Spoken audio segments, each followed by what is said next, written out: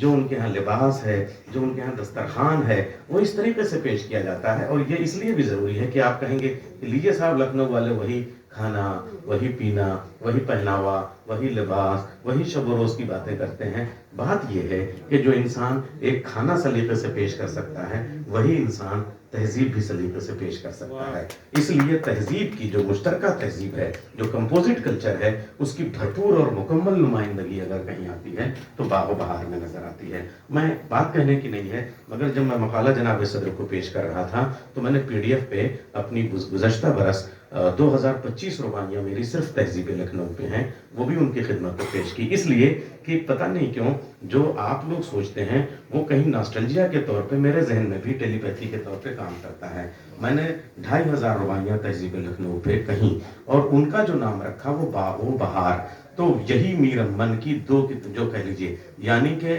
جو آپ باغ و بہار ہے اور ایک چہار درویش، تو میں نے چہار سے چہار لے لیا اور باغ و بہار سے باغ لے لیا، اور بیچ میں دونوں لفظوں کو بغیر کسی لفظ کو رکھتے ہوئے دہلی کو لکھنؤ میں لا کے میں نے اس کتاب کا نام رکھا چہار باغ، جس میں 5 دیوان ہیں۔ تو جو کام ہمارے ہاں نثر میں ہوا ہے وہ میں نے رباعی کی شکل میں کیا ہے۔ تو اب میں عرض کروں آپ سے کہ ایک متھ جو آپ کو توڑنے کی ضرورت ہے اس وقت، وہ ہمارے جتنے بھی نثر نگار ہیں، جتنے بھی صاحبان رائے ہیں، وہ جب اس پہ بات کرتے ہیں تو وہ کہتے ہیں کہ باغ و بہار جو ہے وہ مقفع، مسجع، مشکل، سنگلاخ لفظوں کی وادیوں کا ایک شہر ہے، اور باغ و بہار جو ہے وہ آسان اور سلیس ایسا کچھ نہیں ہے۔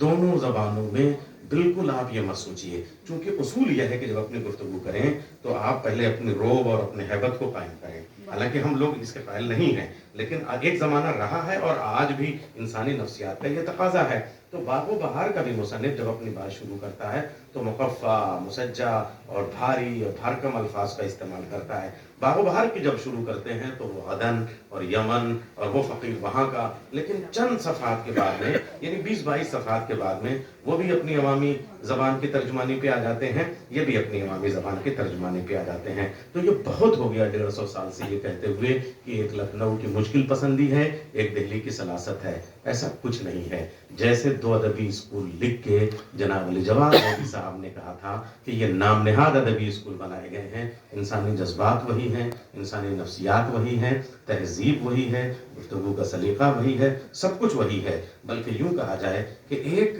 دہلی کی تہذیب کو کلکتے میں بیٹھ کے لکھ رہے ہیں، ایسے ہی رجب علی بیگ سرور لکھنؤ کی تہذیب کو کانپور میں بیٹھ کے لکھ رہے ہیں۔ مجھے لگ رہا ہے آج سوشل میڈیا کی وجہ سے آج سرحدیں ٹوٹ گئی ہیں، لیکن تب کلکتہ بھی جو ہے وہ جو ان کی زندگی جس طرح کی تھی، اور وہ بہت دوری ہے دہلی کے حساب سے، یا کانپور بھی لکھنؤ کے حساب سے اس زمانے کے اعتبار سے آپ دیکھیں تو اپنے وطن سے دور رہ کے جو وطن کی تہذیب کا احساس ہوتا ہے، مجھے لگ رہا ہے کہ باغ و بہار ایک کمپلیٹ انڈین کمپوزٹ کلچر کا ڈائسپورا ہے، جو ایک نغمے کی طرح گنگناتا ہوا، دریاؤں کی طرح جذبوں کو بہاتا ہوا ہمارے سامنے آتا ہے، اور وہ اس کی تازگی کبھی بھی مدھم اور ماد نہیں پڑ سکتی ہے۔ ذرا سوچئے، باغ و بہار کے صفحہ نمبر 20 پہ یہ ایک عبارت ہے کہ جہاں وہ اللہ کی حمد کے طور پہ وہ بات کرتے ہیں، رشید حسن خان کی جو کتاب ہے اس کے صفحہ نمبر 20 پہ وہ کہتے ہیں کہ یہ آسمان اللہ تعالیٰ کے دریائے وحدت کا ایک بلبلہ ہے، اور یہ زمین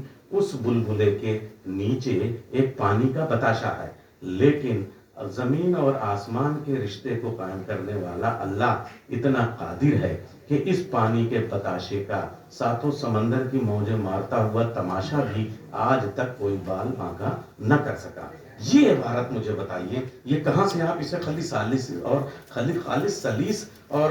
سہل کر کے گزر جائیں گے؟ اس عبارت میں منطقیانہ تحلیل بھی ہے، فلسفیانہ تبحیض بھی ہے، بتاشا اور تماشا کا مقفع اور مسجع بھی ہے۔ تو مجھے لگتا ہے کہ جس طریقے سے رجب علی بیگ سرور کو زبان و بیان پہ ملکہ ہے، اسی طریقے سے میر امن کو بھی زبان و بیان پہ ملکہ ہے۔ بے شک اگر میر تقی میر شاعری کے خدائے سخن ہیں تو میر امن نثر کے خدائے سخن ہیں، اور یہ دونوں نثر کی عبارتیں، یہ دونوں ہمارے جو ہیں وہ دستاویزی نثر کی جو اصناف ہیں، وہ ہمیں رہتی ادب کی دنیا تک جو ہے وہ اس کے امتیاز کو اور اس کے یہ ثابت کرنے کے لیے کافی رہیں گے۔ میں ایک بار جناب صدر کے حوالے اپنا مقالہ کر دیا، میری عزت آبرو کے حوالے ہے، اب میں ان سے اجازت چاہوں گا تاکہ میری فلائٹ مل جائے، اور